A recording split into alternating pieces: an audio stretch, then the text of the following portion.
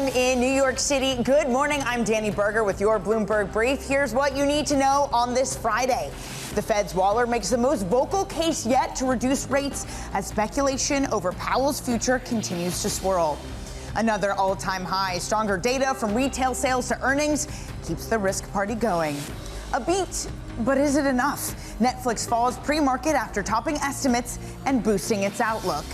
Putting Netflix aside, it is a very buoyant and resilient equity market, an all-time high for both the S&P and the Nasdaq 100. Futures continue to move higher this morning by just 0.1%. By the way, the Mag 7, it's tech again that seems to be lifting everything, gaining for 7 consecutive days. That's the first time it's happened so far this year. Now, for this bond market, we had really resilient data, which of course also was helping equities. So you get a pricing out of some of the cuts. But what is even priced into this at the moment? You have the strong data from retail sales to jobless claims, but then you also have the unwinding of some of that trade that maybe Powell gets fired, but then you also have Chris Waller, the Fed governor, saying the most vocally yet that he will be voting for a 25 basis point reduction. So, yeah, good luck sorting out how that should be factoring into your bond price. All right, that's our overall markets. Let's look at some of the stocks moving pre-market. With that is Valerie Teitel. Good morning, Val.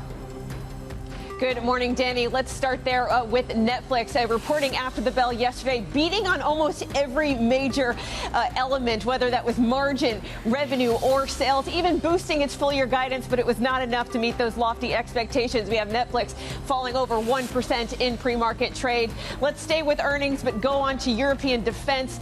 Saab, the Swedish defense contractor, one of the best performing stocks in Europe this morning, up 11% as that European defense trade rolls on. The stock is now up 130% this year, Danny, with the CEO saying that the sales boom is likely to last for multiple years. Let's move on to the companies reporting before the bell today. We have 3 big ones.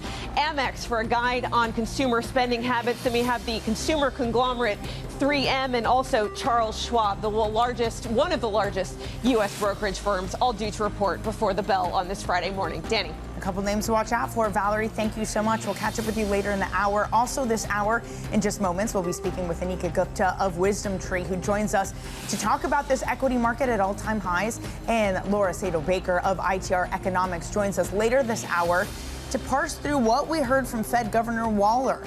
Now, again, another record high for U.S. stocks. Wisdomtree's Aneeka Gupta looks to the lofty valuations, writing, quote, global equities are entering the second half of 2025 and the first half of 26 at a juncture where valuation cushions sit outside the United States and policy risk revolves around potential U.S. tariff escalation. Aneeka joins us now. She's director of macroeconomic research at Wisdomtree. Aneeka, great to see you this morning. So just given that, are you rotating? Are you looking away from the United States elsewhere at this moment?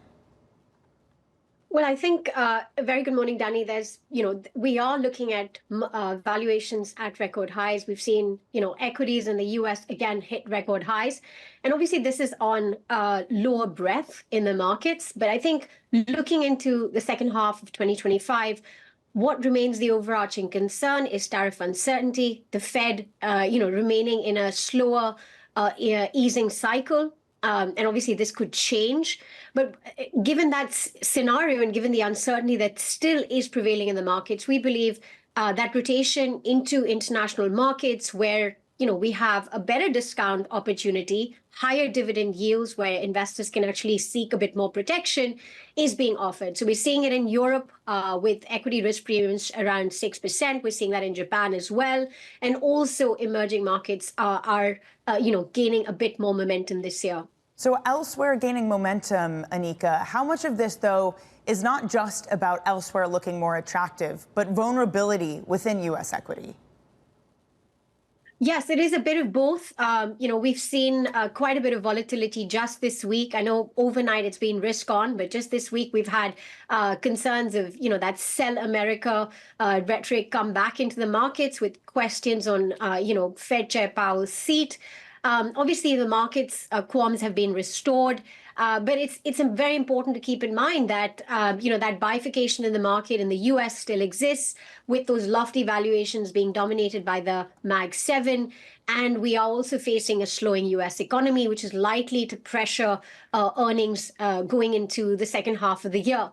In addition, with that tariff uncertainty looming, we are seeing, tighter supply chains. U.S. consumers will be faced with, that higher pricing in most of the goods that they are purchasing, given the fact that now that higher tariff uncertainty is likely to seep in to their purchasing patterns as well.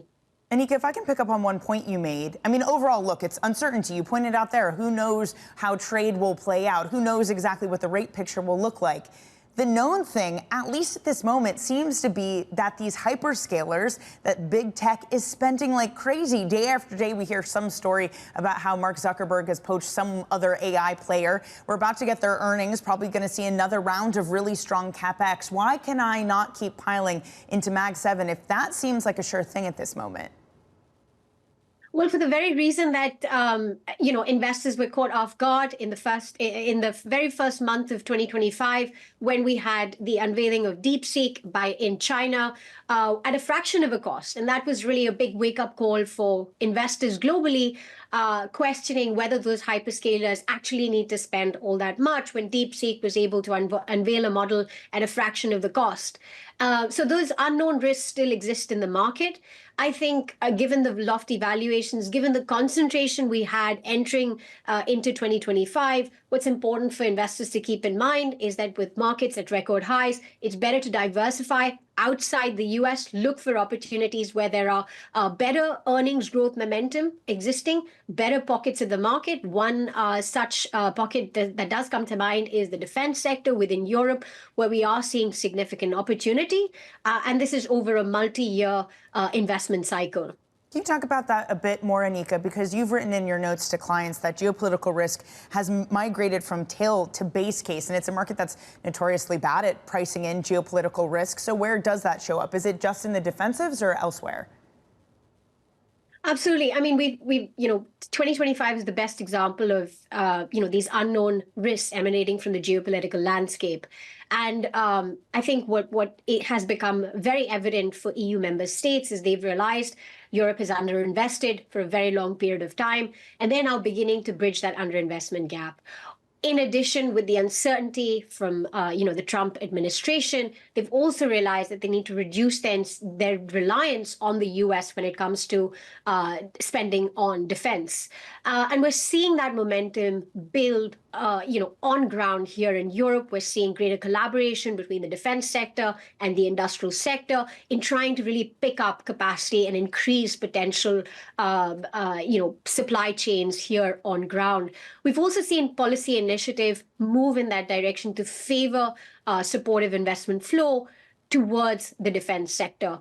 And in addition, we've had one of the biggest catalysts play out, which was the NATO summit, which just changed the level playing field with a current 2% NATO guideline, which is being followed by EU member states, now being pushed higher to a much more ambitious target of 5% of defense spending as a percentage of GDP, being the new NATO guideline. Aneeka, just before we let you go, I had mentioned at the top of the show that it's confusing to understand what's actually priced in to this bond market, from the concerns about Powell to Fed governor, not Fed chair, maybe a Freudian slip there, Fed Governor Waller talking about a quarter-point cut, to really strong data. How do you understand what's priced in to debt right now? Well, I think what's very important to keep in mind is, we have inflation close to the Fed's target rate, and it's impossible for the Fed to get it precisely right. And so, we've had Fed Chair Waller, we've had Fed President Waller, as well as Mary Daly, mention that, a minimum of 2 interest rate cuts are definitely priced into the market for the U.S. in 2025. Obviously, Waller's being a lot more aggressive, and I would agree with him. They might be a bit too late if we see further loosening or further deterioration in the labor market, and they do need to try to come in ahead of time and try to ensure that rates are trading at the correct pace. Aneeka, you and I both slipping up, calling him Fed chair. Who knows, next year that might be right. Aneeka, we're going to have to leave it there. Thank you so much for joining us, WisdomTree's Aneeka Gupta. All right, let's get you some other top stories now trending on the terminal this morning. And the EU is imposing new sanctions on Russia over its war against Ukraine. They include a revised oil price cap and new banking restrictions. In addition, 20 more Russian banks will be cut off the international payment system, SWIFT. Now, this is one I mentioned to Aneeka. Meta has hired a pair of key AI researchers who'd worked at Apple shortly after poaching their boss. Bloomberg sources say it hired Mark Lee and Tom Guntner for its superintelligence lab team. The moves are part of a scramble for AI talent across the industry. And President Trump has been diagnosed with chronic venous insufficiency, a common condition causing swollen ankles. The White House medical unit says he remains in excellent health with no signs of deep vein thrombosis, heart failure, or systematic illness. Doctors attribute recent hand bruising to aspirin use and frequent handshakes. Coming up, should the Fed cut in July? Governor Waller thinks so. We're going to have more on that coming up next. This is Bloomberg.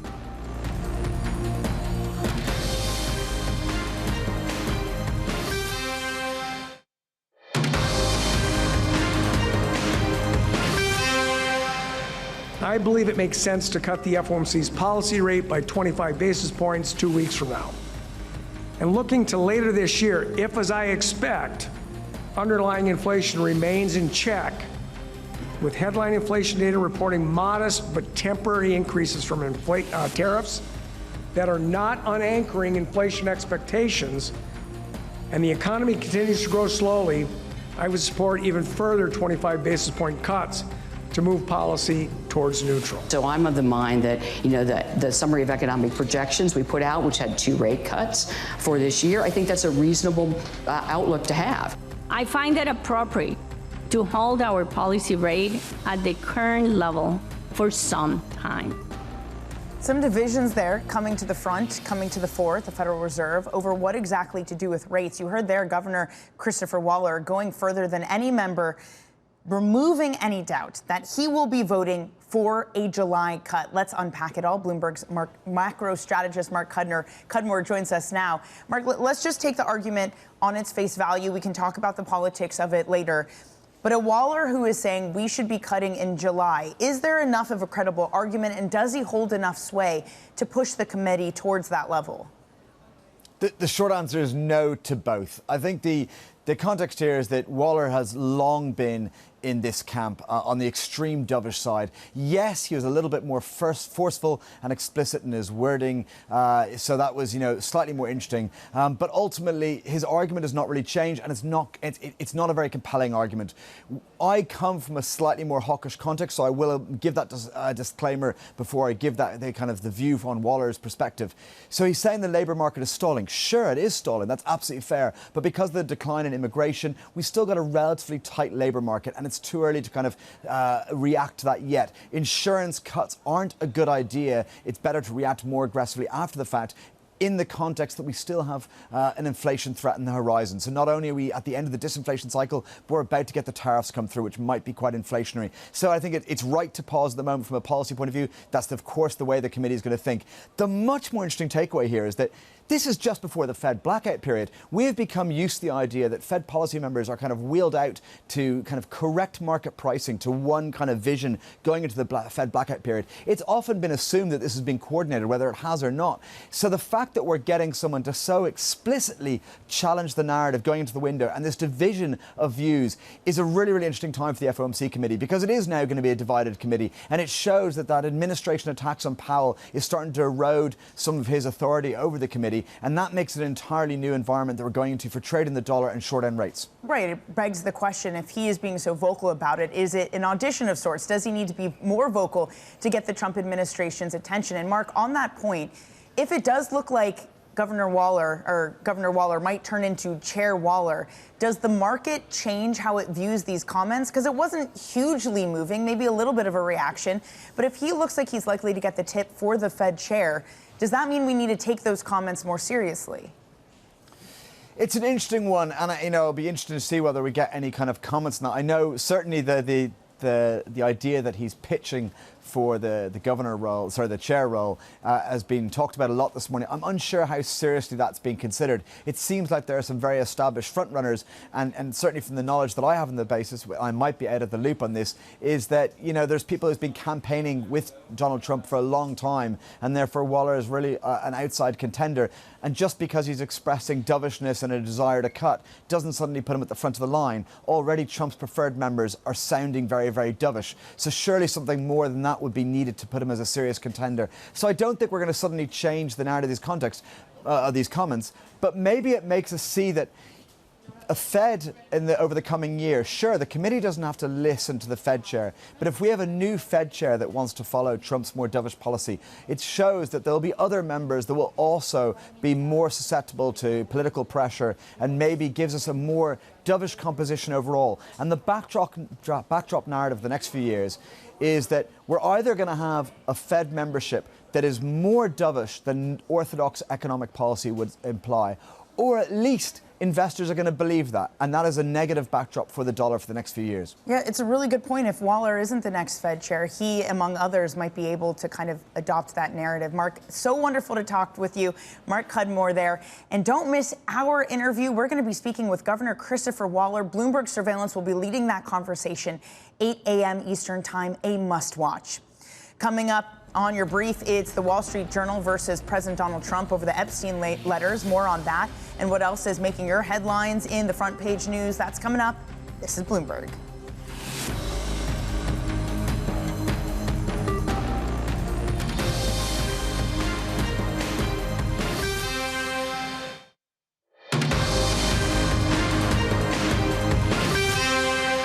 This is Bloomberg Brief. I'm Danny Berger in New York. Let's take a look at some of your front pages this morning. What's on major publications? And first up, a Wall Street Journal exclusive alleging that President Donald Trump once sent a suggestive letter for Jeffrey Epstein's birthday. The letter was among the documents examined by the Justice Department. The president called the letters fake and threatened to sue the paper. Next up, the New York Times has this, that the U.S. Congress has passed a bill to claw back $9 billion in foreign aid and public broadcast funds. The bill cuts more than $1 billion for the Corporation of Public Broadcasting, which funds both NPR and PBS. And on the Washington Post, The Late Show with Stephen Colbert will air its final episode in May of next year. Colbert, who has hosted the program for a decade now, announced that the show's end during a taping yesterday. Really? Has it already been a decade? Wow. CBS, owned by Paramount Global, said the cancellation was purely a financial decision against a challenging backdrop in late night. All right, now let's shift our focus back to trade. President Trump's U-turn this week on allowing Nvidia and AMD to sell AI chips to China has sparked speculation of a further thaw in restrictions on trade and business between the world's two biggest economies. For more, let's bring in Bloomberg's Brendan Murray, who leads our global trade coverage. So, Brendan, as we dig through the details, as the dust settles on these changes to AMD and Nvidia, how much of this is a wholesale shift on the U.S.'s approach to China when it comes to access to American technology? Well, what we're seeing and what we're hearing are two very different Donald Trumps from the one who just a few months ago was saying that China was the big enemy when it came to trade, and that U.S. had to protect its critical technology from Chinese from the Chinese adopting this similar rival to American technology. And what we've seen recently is him backpedaling on the export controls that were put in place to protect American technology. So it's a pretty sharp reversal, and one that a lot of the more hawkish China observers are surprised has happened at least so quickly. What sources tell us is that President Trump really wants this summit to come together with President Xi, and he wants to do some sort of commercial deal, similar to the Phase 1 deal that he signed in his first term, one where China agrees to purchase a large amount of U.S. exports. So those seem to be driving this softer, friendlier tone that the president has, not only in his rhetoric, but in the actions that they're taking with these export controls on technology. Hey, Brendan, I just want to set us up for what we're likely to see over the next week. We have a G20 summit happening now where Europe is there and trade is certainly being talked about. There's also an EU-China summit next week. What is the latest on any sort of negotiations with the EU and the U.S. on trade? Well, they've been talking throughout the week between Brussels and Washington. This is really the key deal that needs to come together 2 weeks from today, basically the August 1st deadline. So that we have reported that they're bogged down on some issues, including cars and steel. That the non-tariff barriers are still big sticking points. But the mood music that we're picking up is that they still are working for a deal. But the EU in particular is planning for a worst case scenario, those 30% tariffs that President Trump has threatened to put on European goods. The EU could be ready to strike back with its countermeasures, tariffs on U.S. goods, and potentially even go after American services like U.S. tech giants. Brendan, thank you so much for your reporting this morning. Bloomberg's Brendan Murray. Coming up, inflation, Fed speak, and Chair Powell. We'll get into all of it with Lauren Saidel-Baker of ITR Economics. That's coming up next. Stay with us on your brief.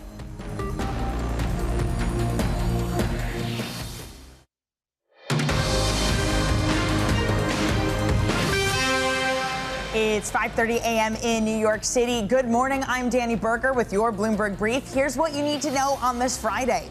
The Fed's Waller makes the most vocal case yet to reduce rates as speculation over Powell's future continues to swirl. Another all-time high, stronger data from retail sales to earnings keeps the risk party going. And a beat, but is it enough? Netflix falls pre-market after topping estimates and boosting its outlook. Well, it's enough for this overall market. Both S&P and Nasdaq hitting an all-time high. The rally continues this morning with futures up 0.1%. By the way, Mag 7, its seventh consecutive advance for the first time this year. So yeah, we got better retail sales, a fifth consecutive weekly decline in initial jobless claims. This is an economy that so far is resilient and is holding up. So you get a pricing out of more cuts for this bond market. But you get a little bit of back and forth with Waller saying that, yep, removing any doubt, he'll be voting for July cuts. You see the front end coming in a bit, down by about a basis point at 389. Your 10-year yield at 444. Let's get some stocks on the move this morning. With your pre-market movers is Valerie Teitel. Hey, Val. Good morning, Danny. Let's start with Netflix because, man, there was a high bar for this earnings report. Netflix falling nearly 2% in pre-market trade, even though they beat on nearly every major metric, whether it was revenue, earnings, operating margin. They even raised their full-year guidance, but it was not enough to meet this high bar. Netflix shares are falling so far this morning. Let's move on to the energy sector because we have the fourth major deal for gas-powered generators in the U.S. as these operators scramble to keep up with these data centers, these AI data center energy demand. We have Talent Energy up 13.6%. It's spending $3.8 billion for two of the most efficient gas-powered energy generators in the U.S. Investors seem to be liking what they hear about that deal. Lastly, let's move on to some M&A speculation. This coming from the Wall Street Journal about a potential mega merger when it comes to the rail industry. We heard that Union Pacific is reportedly exploring a bid for Norfolk Southern. We're seeing both of those shares trade higher so far in extended trade. Danny. Valerie, thank you so much for that recap. Some of the names to look out for in this morning's trade. Let's get back to our top story this morning. And it looks like Fed Governor Christopher Waller will indeed be voting to cut rates at the next meeting. I believe that the Federal Open Market Committee, or FOMC, should reduce our policy rate by 25 basis points at our next meeting. So with inflation near target and upside risk to inflation limited, we should not wait until the labor market deteriorates before we cut the policy rate. For more, let's go to Bloomberg's Kasia Klemenczynska in Washington, D.C. Kasia, this comes off the back of all of this back and forth of are the Republicans looking at firing Powell? No, they're not. Was a letter drafted? Who's going to be the next Fed chair? Just put what Waller said in context of all of that, Kasia. Does it look like something of an audition? Good morning. Indeed, we are seeing a little bit of a rally in the stock market this morning, as Valerie mentioned. So it looks like stocks, anyway, are going with it, with this urge from Governor Waller to lower interest rates at the upcoming FOMC meeting later this month. Still, Waller is in minority. The majority of the OMC, including Fed Chair Powell, expect to lower rates, but probably later this year after they see the impact from tariffs. Remember, President Trump announced that he will increase tariffs on August 1st, so the FOMC wants to see the impact before they move. Now, as you mentioned, there is this ongoing criticism, attack from the White House on Fed Chair Powell and the rest of the board. The White House, President Trump, wants the interest rates to come down soon. And there is this ongoing discussion whether he will replace Chair Powell before his term expires in May of next year. And Governor Waller is one of the potential candidates to take that spot. And as that's going, again, some of the heat has backed off as to whether they would try to replace Powell before his term is up. But we got this from the representative from Florida, Anna Paulina Luna, who says on a post on X that she's criminally referring Jerome Powell to the Justice Department, investigate perjury regarding his crazy $2.5 billion building is what she wrote. Kasia, does that have any weight to it? Does it hold any weight if the representative were to try to do something like that? Yes, so this request from a Republican representative in the U.S. House is not legally binding, but obviously it adds to this line of attack from the White House Office of Management and Budget, that Chair Powell is mismanaging the public finance because of the spending, the $2.5 billion spending on the renovation of the two buildings that they've had in downtown D.C., So it's an ongoing attack from President Trump, from his administration, and now from what it looks like a growing circle of Republicans in Congress over the renovation. Fed Chair Powell has come out to defend himself. He testified in Congress. He issued a letter. He even put up a website explaining the reason for this cost. These are two buildings that were built almost 100 years ago, and this is the first major renovation. Kasia, before we let you go, it's also the conclusion of so-called Crypto Week in Washington, D.C. We have stablecoin legislation. What exactly does it look like? Really a watershed moment for the crypto business there, with U.S. House and Senate passing legislation that would impose first ever regulation of the crypto business, starting with the stable coins, so the coins, tokens linked to the U.S. dollar. That possibly opens the way for broader use of the stable coins in everyday finance. So that's why we saw a little bit of a rally in crypto assets this week as well.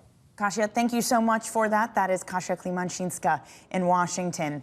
Also, don't miss our interview, Governor Christopher Waller, 8 a.m. Eastern Time on Bloomberg Surveillance, a conversation you don't want to miss. But first, joining us now is Lauren Saidel-Baker, economist at ITR Economics. Lauren, so Waller removes any doubt. He will indeed be voting for a July cut. But does Waller hold both the sway of the committee and have the data backing him up to really encourage a more dovish shift at the FOMC? No, he absolutely does not have the majority, although we did see in the most recent dot plot, there's something of a divergence, almost two camps emerging in those Fed expectations between those who are saying rates are appropriate, policy is appropriate, probably to end the year around this level, and those with a 50 basis points cut seen by year end. Now, 50 basis points at the end of the day, Waller is saying a 25 basis point cut in July. That's really not going to move the needle on these broad economic outcomes. I don't see that as being enough to really be the stimulative impact that would move some of these economic data points that we see. But at the end of the day, it is interesting to start to see two camps emerging in Fed policymakers. Well, the camp that does want cuts, Lauren, a lot of the argument comes around this labor market. The fact that, sure, you had initial jobless claims yesterday, for example, falling for a fifth consecutive time, but continuing claims continues to build up, which shows that hirings are slowing. Are there real cracks that can and should be addressed? Here's where it just depends what metric you want to use to judge the labor market. So overall, if you just take any of our kind of median data points here, the labor market is still tight. Now, it's loosening because we're coming from such an incredibly tight starting point, but overall, we still have fewer than one job seeker for each available position out there. Now, where we're starting to see some differences beneath the surface is when you look at different skill sets, various industries. There are certainly some industries where folks who are out of work for much longer. It's harder to find those new positions. Others, though, where the real skills shortages are, folks just get snapped up very quickly. So I think the averages are kind of belying that divergence once you look at various skills, various income levels, and even various regions of the country. So if it's divergent, if it's not a sure thing, Lauren, does it change depending on who is the Fed chair? So let's say we get someone in 2026 who's dovish regardless. There's this argument being made. Paul Donovan of UBS was here earlier in the program in the week talking about this idea that Waller is kind of more scary if you don't think the Fed should be cutting because he has these credible arguments versus someone else who would be a Fed chair in name only that's so out of consensus that the rest of the FOMC doesn't listen to the person in charge. So how are you thinking about who the next leader of the Fed is and how that dictates where policy goes in 2026 and beyond? We have to remember the Fed chair still just has one vote when it comes to actual policy. So even when Chair Powell does step down from the chairmanship, he still does have a vote, a seat on the committee for a few more years after. So as we look at the balance, right, of timing of each of those governors kind of rolling off the committee, there's no wave coming. There's no overwhelming opportunity, say, for Trump to put in folks with more dovish policy all at once. He'd really have to test the legal system to do so. So we have higher than expected retail sales. You're talking about the differences in the labor market. At what point do we start to ask again, Lauren, is this an economy running hot? And is there a concern about inflation becoming de-anchored, especially as we understand more of the contours of what exactly tariffs and trade looks like? I do see inflation gaining steam. It's not just because of tariffs, to be absolutely clear. If tariffs went away tomorrow, I still don't think we would see continued disinflation. We have just a lot of liquidity flowing through the system. Both fiscal and monetary policy have been supporting price pressures. This persistent wage pressure environment, that has been causing some upward pricing. So to see tariffs coming back, even to see the commodity cycle starting back up again, there are very, very real pricing pressures here. Now, some of these other policies might be slightly suppressive to growth. So balancing those two sides of the dual mandate, watching that labor market very closely, which again is not in trouble yet, but starting to show some cracks in some areas. That's going to be a tough job for the Fed going forward. Well, 5-year inflation swaps, they're also the highest since March 2023. So, Lauren, if we put all these things we've been talking about together, that inflation is still a concern, the labor market isn't breaking down, yet we have more vocal critics of the Fed and more people within the FOMC starting to skew more dovish. Is there a risk that policy is taken down too soon? Are you concerned about that? There is always a risk that policy moves too soon. There's always a risk that policy does not move soon enough. If we were just looking at this moment in history in an econ textbook, you're right, with inflation still above target, with, as I am seeing, persistent inflation pressures coming back onto the scene in the second half of this year, given that the labor market is still tight, the baseline answer, the correct answer on your Econ 101 test would be no, don't make cuts right now. However, there is so much noise out there, right? The challenge of, do you look through tariffs as a temporary, a one-time move in inflation? I think the Fed's been scared off of that word transitory, so I don't expect to see that pop back up again. But they are factoring in a lot of different parts of this equation. Sometimes it's good to dust off that old Econ 101 textbook. Lauren, thank you so much for joining this morning. We really appreciate your time. Lauren Saidel-Baker of ITR Economics. Now let's get you some other top stories trending on the terminal this morning. The EU is imposing new sanctions on Russia over its war against Ukraine. They include a revised oil price cap and new banking restrictions. In addition, 20 more Russian banks will be cut off the international payment system, SWIFT. HSBC is disbanding a team of staffers focused on identifying and managing geopolitical risk.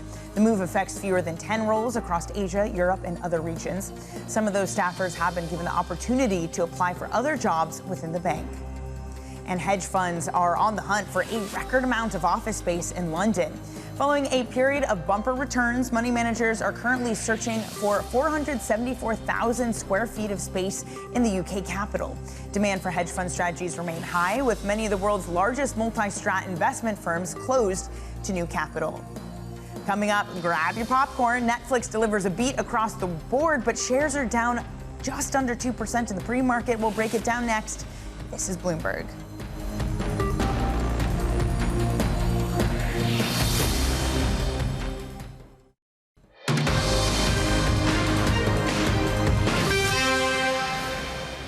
We remain convinced that AI represents an incredible opportunity to help creators make films and series better, not just cheaper.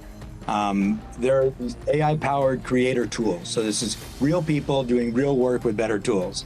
Our creators are already seeing the benefits in production through pre-visualization and shot planning work, and certainly visual effects. It's almost as if all of Hollywood went on strike over that. Anyway, Netflix down in the pre-market about 1.7%. It reported second quarter earnings. That loss in the pre-market, despite the streaming giant beating on almost every major metric and boosting its full year forecast. Let's unpack it all with Bloomberg Tech Europe host Tom McKenzie. So, Tom, strong results, but stocks are down. What was the takeaway for you?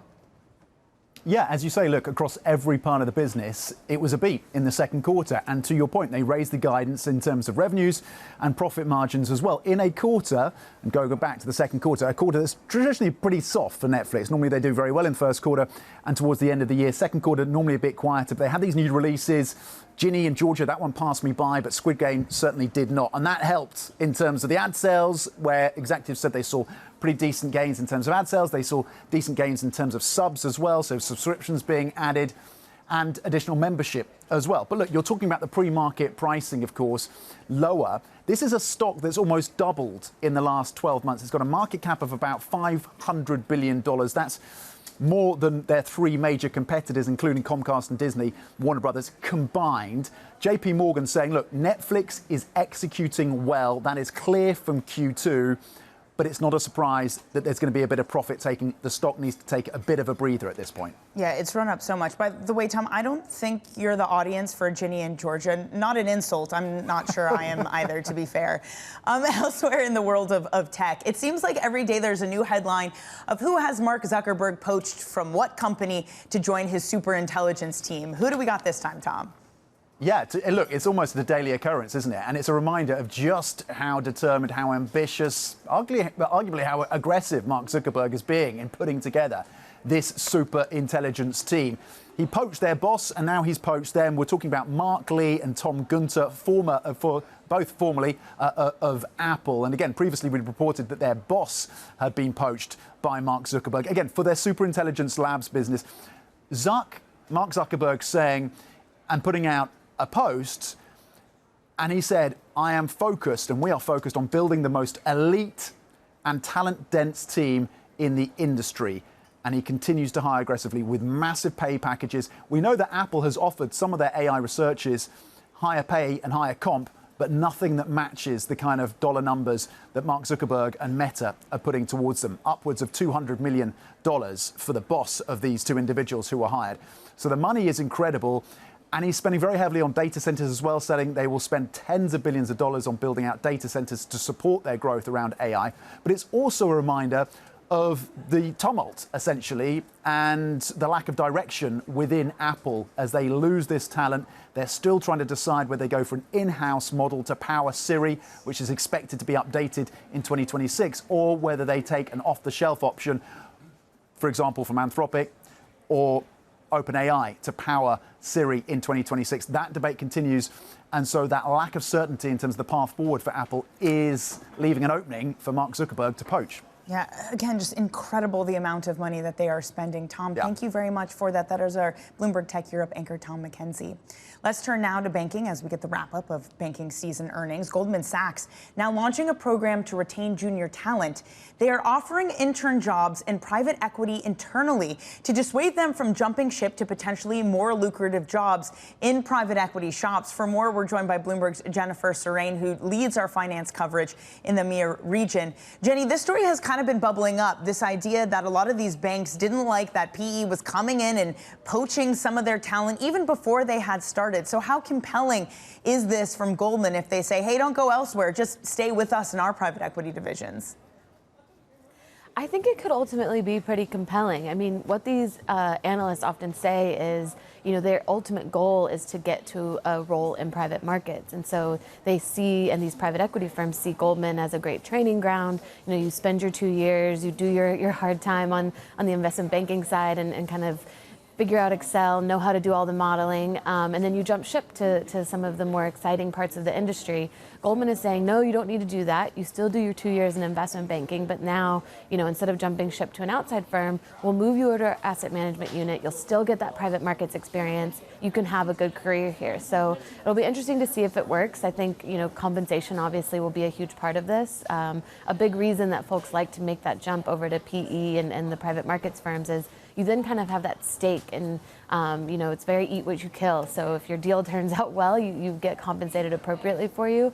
It doesn't work quite like that on Wall Street. So we'll see if, you know, behind this, if they have to start making more changes on the comp side. But I definitely think this is kind of the bank's first volley in terms of keeping people on side and not just being viewed as this training ground for greater opportunity elsewhere. Yeah, probably not great for the Apollos of the world, which said, hey, we're going to pull back, only to see Goldman still trying to get their employees to work in their private equity divisions. Hey, Jenny, just before we let you go, there was this latest headline that popped up yesterday that there was a Wells Fargo banker, an American one, who was blocked from leaving China, and Wells was recommending not any of its employees to go to China. What do we know about what's happening there? I mean, I think right now all we know is that so far Wells Fargo, you know, they're saying they're working with the appropriate channels to try and get this employee back home. She's based in Atlanta, and so they're trying to go through all the channels. And I think, you know, it'll be interesting to see if we start to see this bleed across to other Wall Street firms. Generally, the industry kind of moves in lockstep when they have, you know, travel bans or at least travel advisories. But this was, you know, an individual employee, and so it'll be interesting to see if we see other banks, you know, taking a note and trying to kind of protect their own employees who might be traveling to China right now. Jenny, really appreciate your time this morning. Bloomberg's Jennifer Serrain. Coming up, we're going to set you up for your trading day on this Friday. More earnings, more data. That's coming up next. Stay with your Bloomberg Brief.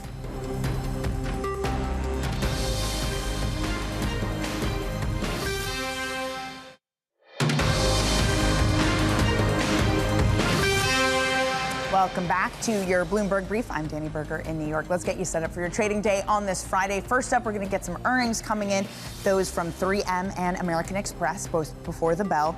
U.S. housing data, that comes in at 8:30 a.m. Eastern. We'll also have UMich consumer sentiment. That comes at 10 a.m. Also, keep an eye out for any trade updates over the weekend. Treasury Secretary Scott Bessent will be heading to Osaka for the 2025 World Expo. We've already getting some headlines out of there. Shiba saying talks, or at least they expect a good deal to come out. Also, one to not miss, our interview with Fed Governor Chris Waller. That is at 8 a.m. after the Fed Governor endorsed a 25 basis point cut. All right, quickly, let's just go through some of the stocks moving in the pre-market. Netflix down 1.7%, a beat across the board, but it's run up a lot this year, really high expectations. Schwab, though, shares up 1.5%, just thereabouts. It's going to have earnings before the market open. And Talon Energy, a huge rally here, up 14%. It agreed to acquire a power plant in Pennsylvania and another in Ohio for about $3.8 billion. So we'll leave you with a picture of overall markets. Dollar weaker after those comments from Chris Waller. That is it for your brief. Surveillance takes things ahead here with a conversation with the Fed Governor.